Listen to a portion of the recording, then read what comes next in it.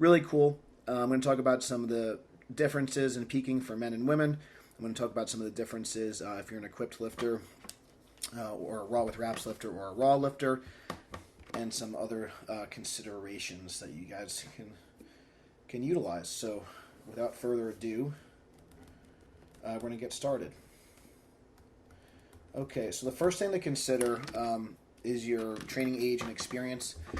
Obviously, if you're a novice lifter and you haven't competed before, I wouldn't actually even worry too much about a peak. I would just maybe take a week off or a couple of days off.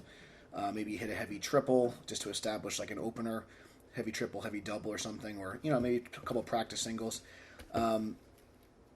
Just kind of get a sense of where you're at, just rest a little bit and just kind of show up to the meet.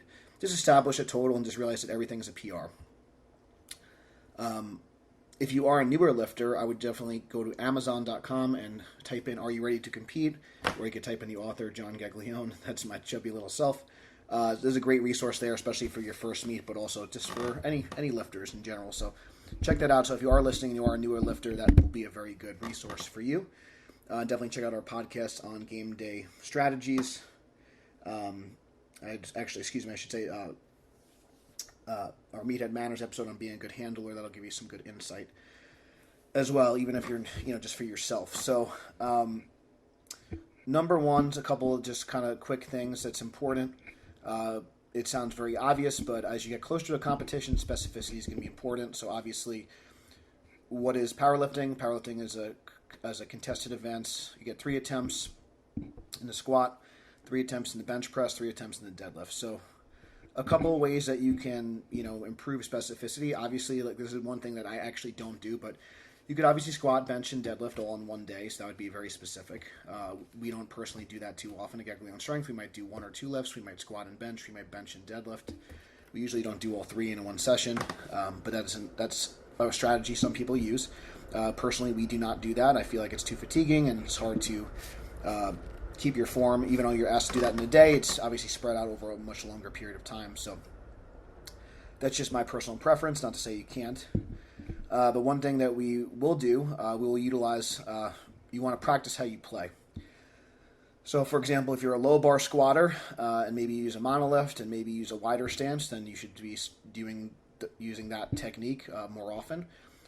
So, for example, using myself as an example, I will wear flat shoes when I lift. Maybe I'm competing in knee wraps, I'll use a monolift. So in the off season, I might do a high bar in heeled shoes, for example. So as I get closer to the contest, I'm going to do more low bar squats with a wider stance, for example. Bench press in the off season, maybe you're doing more close grips with your feet up. And as you get closer to the contest, you're using a competition setup, a competition arch, and whatever your competition grip is. So maybe it's a wider grip to shorten the range of motion. For deadlifting, I compete sumo, especially when I compete in gear. So I might do more conventional deadlifts in the off season, and then as I get closer to the contest, my supplemental and primary lifts will be with the wide stance, with the sumo stance. So these are all things to consider. They're kind of obvious, but worth mentioning. And obviously, the majority of your rep ranges for your primary lifts are going to be probably north of 85%. And typically somewhere 90 to 95%, and you're going to be using mostly doubles, singles, and triples during this time frame. And this is going to typically be a peaking phase. You're going to be somewhere from 4 to 6 weeks out from a meet, and your deload, your tapering period might be anywhere. It might be for a female, it might be like half a week where you take completely off. For a bigger guy, it might be anywhere from 7 to 10 days. So your tapering period could be like 3 or 4 days on the low end. Upwards of like 7 to 10 days for more like a super heavyweight or a multiply lifter that's stronger, where you're kind of taking completely off. It just kind of depends, or just doing light stuff, but just really submaximal, super light. I personally like to do nothing for about 5-6-ish days. I might do some light yoga, I might do some walking, I might do some like technique drills, which we'll get into in a second. The other thing that's kind of important to figure out is when you're going to do your heaviest lifts. Or it could be your heaviest lifts or your last heavy lift, depending on your program and things like that. So like right now, I'm in a calorie deficit, which again is not really optimal, but so I might not I had a not so great deadlift day, so my lifts were not at my peak, but I was still able to hit in the 90 to 95% range. So it wasn't my heaviest lifts for my deadlift, but it would be my last heavy deadlift, and then I have my heavy squats and heavy bench press to do. So depending on your qualification and depending on your training age and things like that, I typically like to do our heaviest deadlifts of the cycle and finish those out first. For multiply lifters or just maybe someone's a raw with wraps lifter and they're maybe a really accomplished squatter, those may be similar in like when we plan the last heavy lift, maybe closer than some other people. It depends. So like with myself, I kind of tend to do my last squat and heavy deadlifts within 4 or 5 days from each other. So right now, I did my last heavy deadlift. It's on a Thursday, and I'll do my last heavy squat on a Sunday. So I have Friday and Saturday in between. So it's pretty close in nature. For other people, it may be more like 5 to 7 days apart or something like that, depending on your training schedule and depending on when your squat and deadlift training is organized and how that's organized. So that's just something to consider. So for most people, if you're a stronger lifter, maybe you're a super heavyweight, or you're a heavyweight male or just a stronger lifter or just a better deadlifter in general, your last heavy deadlift is going to be somewhere around 21-ish days out. If you're maybe a lightweight or a lightweight female or a newer female, your last heavy deadlift might be something more like 14 days out. So in general, your last heavy deadlift is going to be somewhere, and again, this depends on when you organize your deadlift training throughout the week and throughout the month, but somewhere from 14 to 21 days out should be your last heavy deadlift. So that's kind of the first thing to consider. From there, you might just do submaximal work or technique work just to kind of keep the movement fresh, but you're not going to be going above 90% anymore up until the meet. This is, again, what we advocate. I understand that there's some people that may disagree with this or have different, but this is kind of what's worked well for us and the 70-plus nationally ranked lifters that we've worked with, over the past, since, we started getting nationally ranked lifters on our team and with our program in 2013. So it's been quite a run, and obviously we've had, multiple athletes, get on the all-time rankings list. I think upwards of like 5 or 6 at this point. And then, obviously someone like Larry Williams who's broken several all-time world records in multiple weight classes. So this is what we found works best for them. Everyone's going to be different. You got to kind of find what works for you, which is also why we're giving you some ranges and some options. For the squats, going to be usually, if you're a sleeved lifter or a raw lifter, you're going to need less time to recover. So if you're an equipped lifter or just a raw with wraps lifter or just a stronger squatter, you're going to be closer to, the top and more. You're going to need more rest time. So for myself, I'm going to be taking my last heavy squat a little bit under 3 weeks out from my meet. So on the high end, it might be like 21 days. I think for me, it'll be somewhere a little bit less than that, but it's about, a little under 3 weeks for me. Someone that is, like I said, a sleeve lifter, or maybe they're a lighter female, they may be closer to like 10 to 14 days out from the meet. I might even have them, some of our females may take a kind of heavy-ish squat, maybe in the 80 to 85% range, like a last warm-up the week of the meet. But I typically, unless they're really, really new, I typically don't have them go that heavy the week of the meet. But so if someone's really new, maybe 7 days out from the meet, that might be the last time they squat for most people. But in general, it's going to be somewhere between 10 to 21 days. Again, depending on their qualification, if they're a wrapped lifter, if they're stronger, if they're heavier, etc.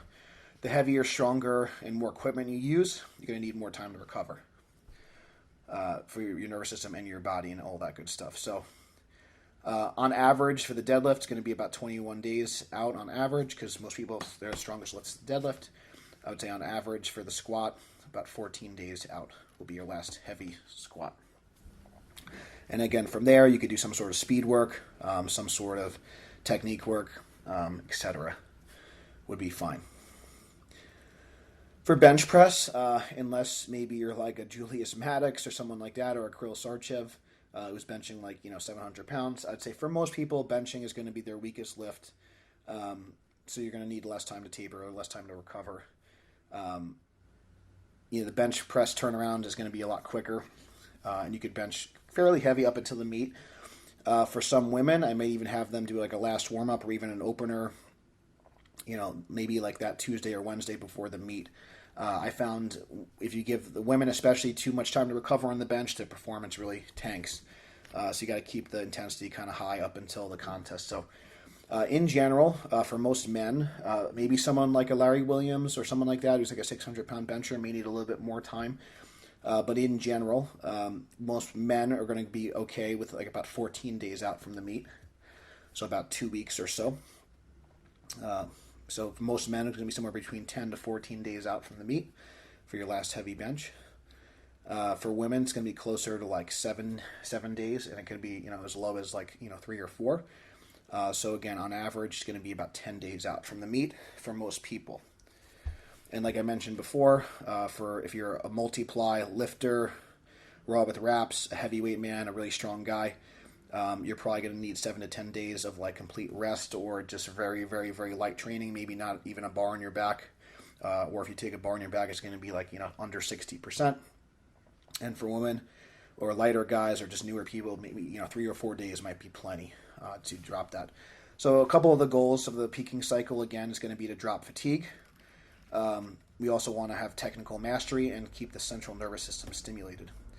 So like we mentioned before, the majority of your training is going to be probably mostly in the 1 to 3 rep range.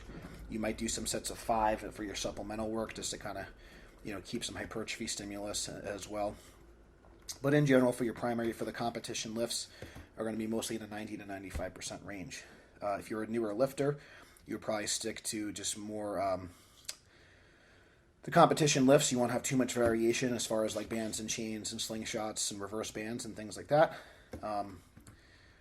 For the equipped lifters and the raw with wraps lifters, typically with the wrapped lifters, they're going to probably wrap up every single session, maybe up until like their warm-up type stuff. But out of a peaking cycle, a wrapped lifter might be wrapping every single week. At the high point or like at a more moderate point, maybe 4 out of 6 weeks are going to wrap for squats. Just to kind of get because they're trying to walk around the technique. For equipped lifters, it kind of depends. But as far as full equipment, during a peaking cycle, they might only get in the full equipment like once or twice. This is just how we do things. I understand that some people do that more often. Bench shirts probably be a little bit more often, maybe like twice, 2 to 3 times. For squat suits and deadlift suits, again maybe 1 to 2 times in like the last 6 weeks leading up to a meet. And then the rest of the time we'll kind of alternate between just kind of maybe raw with wraps and briefs training.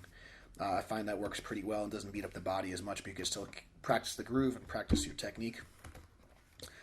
So we might go on equipment, some sort of equipment, either every other week, or we might go 2 weeks on, 2 weeks off. There's a couple different ways to do this. Every other week seems to be like working well with our team so far. We got a couple of, like I said, lifters that have hit elite totals and pro totals. In multiply, so they've been like kind of doing well with that kind of that setup, and it's not beating them up too much, and they're making a lot of fast progress. Every meet to meet, doing really well. So they might again do like a raw week, then they might go in briefs, then they might do another like raw week, then they might go in full equipment. That could be like some sort of progression like that. Sometimes what I might do, I might go like raw with wraps, I might go briefs, and the briefs might be by themselves, or I might go briefs with wraps, and then go full equipment and then raw. So that's like a more advanced progression. So I'm kind of just building into it, adding layers of equipment every week, and then kind of deloading and then coming back. So those are some different options for you guys if you're interested in getting into equipment. For benching, you might do, you might have like raw sessions. You might have slingshot or bench freak band sessions. You might have like a loose shirt and like a tight shirt. So those are different like progressions that you could do for bench as well. And then I've been using the Spud briefs a lot, which is like almost like a kind of transition between raw and equipped, and that's been working pretty well. So as far as with the equipment, I think it's more about you want to build your strength raw, and you want to build your strength in the briefs. And I think the full equipment is more about just technical practice than anything else. That's just kind of my thing. So we will do more like kind of singles and maybe some doubles from time to time. But it's mostly singles when we're in full gear, and then in briefs we might do singles, doubles, and triples, and in wraps, singles, doubles, and triples. But in general, we're just focusing on the technique. So when we're in full equipment, that's going to be the most specific competition lift. So we're going to focus more on singles for that. And typically for the equipped lifters, but also works well for raw lifters as well. But throughout a training cycle, we might start say more modest, but doing singles between like 80 and 90%. And then we might, anywhere from like 90 to 100%, we'll do reverse band work, and we'll progressively use less and less assistance from the reverse bands throughout the cycle, so they could practice handling those heavy weights. And that's worked pretty well for a lot of our lifters. They get a chance to handle those heavy weights throughout the training cycle, and they get more confidence, hitting those numbers. For the benching, we might do some boards here and there as well, but again, I really like the reverse bands and kind of progressing the assistance down throughout a training cycle. That's, again, worked really well. In general, toward the end of a training cycle, and this goes for both raw and equipped, but ideally, even for the most advanced lifters, I'd like them to finish up with singles in the 90 to 95% range, preferably closer to 95%. On the deadlift, it might be a little bit on the lower end, somewhere between 93 to 95%. On the squats, it'll probably be right around 95%, and on the bench, it might be closer to like 97%. Again, because of, usually, bench press is going to be the weakest lift, unless you're someone like benching Benny, who's benching like 820. But using Benny as an example, he's a good example. I think he only hit like, maybe somewhere between like 700 to 750 full range. And I think he did 8 only, but he did 800 to a 1.5 board in training, and he was able to hit 820 to his chest at the meet. So, again, if you do the math, he's doing most of his full range work in the 90-95% range, and anything over like 95% is probably going to be to like a higher board, or we can use like a reverse band kind of method, and that works pretty well. So some guidelines for like reverse band work and slingshot work, because I think these are good tools. So again, one of the goals of a peaking phase is going to be stimulating the nervous system and allowing your body. So part of it's a mental thing that you've seen the weight and felt the weight and moved the weight before. And then part of it's actually physical adaptations of you actually holding the weight in your hands or on your back. So I think both are important, both the psychological and the physical benefits of reverse bands and slingshots. They also protect you in the bottom position, where you're the most vulnerable, and allows you to deload the weights, unload, at the top.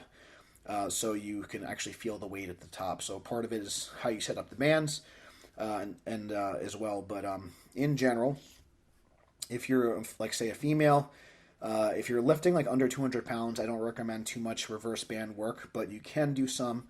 But if you're under the 200 pound range, probably micro mini bands are going to work the best for squatting and benching. You could also use some loose slingshots for benching as well. If you don't have micro mini bands, you only have mini bands, you're probably going to want to do more repetitions. And I've found, with our women, if they're under 200, they're probably going to be able to do like 100% or like their max. So let's say they're a 200 pound squatter, they might be able to do like 200 for a set of 5 with a micro mini band for the squat or a deadlift, for example. So you want to do more repetitions, and it can still work. You just got to kind of adjust it a little bit. And same thing with like a loose reactive slingshot. If they're a 135 pound bencher, they might be able to bench 135 for, like I said, a 3 to 5 in a slingshot. So just consider that when you're using overload training in the peaking phase.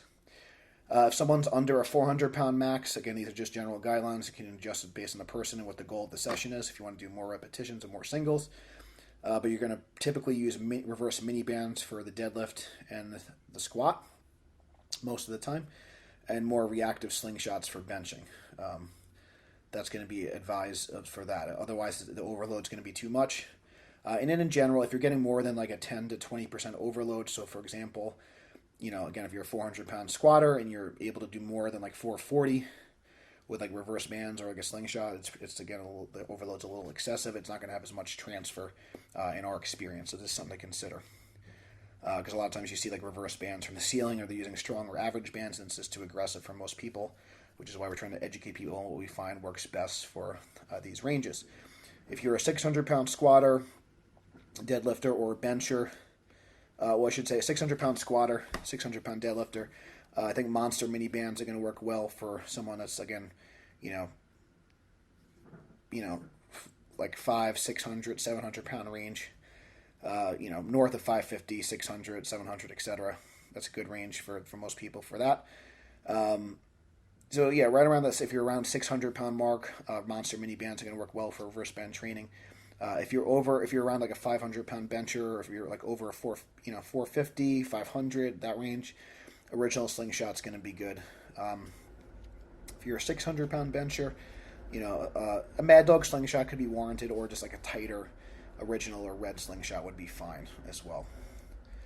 Or again, the monster mini bands for bench. If you're really, really strong, if you're like a 650 bencher, if you're an 800 plus squatter, 800 plus deadlifter, so someone like Larry comes to mind. We're going to use more like light bands for him. So those are the purple jump struts. It's going to be important for them. If you don't have reverse bands or slingshots, other things that you could do, so once you work up to like your 90 to 95% singles, you could do heavy unracks and heavy holds. This does not work as well for the deadlift, although you could do like a very high block pull. I don't always, especially if you have a grip issue, I don't think it works as well. And obviously you could use straps, but again, I just haven't found that to work as well for the deadlift. But especially for squat and bench, Jen Thompson's probably famous for her 500-pound, 495, heavy holds, which I think could be excessive, but obviously it works for her, and it really helps build her stability. So something to consider, is she's probably the greatest bench presser of all time, regardless of male or female, considering, she's outlifting men as a drug-tested, female and weighing under 140 pounds. So pretty impressive stuff. Anyways, so in general, the way we would use unracks and holds, or if you're a walked-out lifter, you could do a heavy walkout as well. You would take somewhere between 110 and 120% of your max. So for example, you might, if you're like a 400-pound squatter, you might do a walkout or an unrack and hold. So let's say you work up to like 95%. So maybe you're doing like, maybe you did like a 385 single, and then maybe you do like a 440 walkout, and then maybe like a 495 walkout and hold for anywhere from 5 to 10 seconds. So that's going to allow your body to get used to those heavy weights, and it's that way you can walk out. If you could walk out or unrack heavier than you're going to do at the contest, it's going to be a big confidence boost and allow your nervous system to kind of get ready for the weight. If you're doing reverse band training already, you may not need to do the unracks, but if you're not doing reverse band training, I think the unracks are very important for those lifters especially. I would not go more than 20%, especially if you're a really, really strong guy. You could also just, add like 50 pounds to like your last set, or 50 to 90 pounds, depending on your strength level. That's a good rule of thumb as well for like the squat. For the bench press, maybe like 20 to 50 pounds for most people as a general rule of thumb. But again, 110 to 120%. So again, if you're like a 300-pound bencher, maybe you bench like 275 or 285 for some singles. And then maybe you do like somewhere between 315 to 330 for a heavy hold, and then maybe 365 for a heavy hold. Because again, if you're like a 300-pound bencher, 360 would be about 120%. Alrighty. So again, 400-pound squatter, 110% would be like 440, and then 480 would be like 120%. I guess that math education degree came in handy after all. Just kidding, guys. But anyways, I just picked some easy numbers just so you guys can get the idea. But I always use a calculator. More intuitive when it comes to like the math, not necessarily like the best, mental number cruncher. It's always good to use a calculator to double check. But a lot of this stuff can be intuitive and go by feel. Depends on the person. The biggest thing when you're doing the unracks, the unrack and holds or the heavy walkouts, make sure you treat it like you're going to do it. Visualize yourself with your max attempt and things like that. That's really, really important. So something to consider there. Other things that I want to talk about is you could also do things like circa max training, using a lot of band tension or chain weight. Typically with bands or chains, you're going to use like somewhere between 20 to 25%. So for example, if you're like a 400-pound squatter, you might use like 80 pounds of chain, or somewhere between 80 and 100 pounds of chain or band tension. With a circa max, you might go a little bit above that, upwards of maybe like 30% of your max or more. But the goal of the circa max is with the bands and the chain weight combined, you want to get somewhere close to your max. So using myself as an example, some of the things I did in training, I did a 500-pound a 495-pound deadlift with a blue band for a double. So that was something that was heavy for me. I didn't measure the band tension too much for the squat to be a better example because I actually know the band tension. So for the squat, I use a blue band, which is about 140 pounds of band tension. I did 610 for a double, which is about 750 at the top, which will be about my opener. So, it's the 610 plus 140 pounds of band is circa max. It's close to my max, close to like a heavy weight. You could also do something like a Thompson style squat where you're adding chains every single set. We've done that in the past. So you might work, like I've done, say work up to 430 and then keep adding chains every single set. So then at the top, my final set might be 750. I might do 430 with 220 pounds of chains. And again, that's the circa max at the top. So those are some examples. You could do the same thing with bench press. I don't like to use as much band tension for bench press because the shoulder joint is smaller than the hip joint. I like to use more chains for the bench personally. I like bands for speed work for the bench, but not heavy training so much. I find it beats up the shoulders and elbows too much for most people. So I advocate more chains for newer lifters and more chains in the bench press, and then bands for more only advanced athletes, and mostly bands only for speed work for bench, and heavy bands for squats and deadlifts for advanced lifters only. The last piece for a peaking phase I think a lot of people miss out on is just doing more technique drills. So we want to make sure that we have technical mastery going into the meet. So using things like RNT, using things like reactive neuromuscular training. So if you think about what are common faults in powerlifting, for the sumo deadlift and the squats, knees coming in is a big thing. So doing things that having things like hip circles or bands that pull your knees in, that allows you to reactively push your knees out. So that's going to be helpful. Upper back rounding, shoulders and elbows kind of flaring in the bench press, shoulders becoming untucked, losing lat tension in general. So things that are going to flex your shoulder, those are going to, again, if they're pulling you out of shoulder extension or pulling you out of scapular retraction, that's going to allow you to reflexively activate the lats. So doing lots of drills that either kind of pull your arms together or pull your arms forward, any type of kind of band pullover type motions. I really like isometric drills. So isometric drills for the lats, where you're pausing rows and pausing pull downs. Maybe you're pausing pull downs behind the neck to mimic a squat pattern. Maybe you're pausing a row with a straight bar to mimic your bench. Maybe you're doing a straight arm pull over or straight arm pull down. That's going to mimic your positioning for the hands and your lat tension in the deadlift. So all those things are going to be really important. Isometric hip work, like we talked about before. So glute bridges with a hip circle that are static in nature, holding the knees out and engaging the glutes the whole time. Doing like wall squats or box squats, or just static wall squats or static box squats where you're in the seated position and just shoving your knees out for time. And you could utilize some of these drills in combination with each other. But there's all different types of RNT wall squats you could do with the hip circles, all different types of deadlift RNT you could do either with a hip circle or, again, with bands or with dowel rods and things like that. Push-ups with RNT, so you're having bands around your elbows or bands around your wrist. I like to do air benching with like a hip circle sport or a band around either my wrist or my elbows can be helpful.